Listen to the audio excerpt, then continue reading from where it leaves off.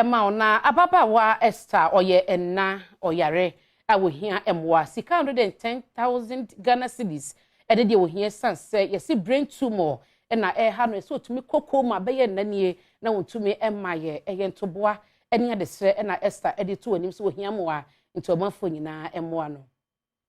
Mami a yefe no Esther Azam a wedi 49 years. Mami ewo babaako na mami ede ato Adom News nsentwofo anim se oye a osiniema ema omanfo na womo etua neka nanso sesei omanfo emfre ne biem enam se a doctorfo ede ato nanim se wonya brain tumor na wotewa na wotwa ahwe mami ede adesede eto Ghanafo anim se munye ne moa na wontimi nya 110,000 Ghana cedis na ode akoye operation na me twa me takama enam so standby. You watch it.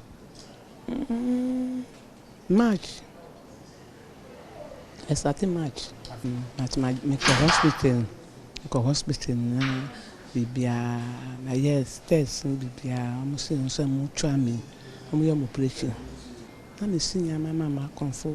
And I say me come me see me to me see you. I didn't tell me to me see. Yeah, na me tough from kwa tough from na me start popopo sa and this me cause me kusi me customer move fa me bill okuna ye fe ne ya boaten enso ne Adom News nsentwofo etwetwe nkomo no wo de adesede eto Ghanafo anim se wo mo enye ne yere emoa number mami edi to dwa omanfo ebetimi aye na doye eye 0246 882646 edi en wo so no eye Joseph Kulenu nti abasa na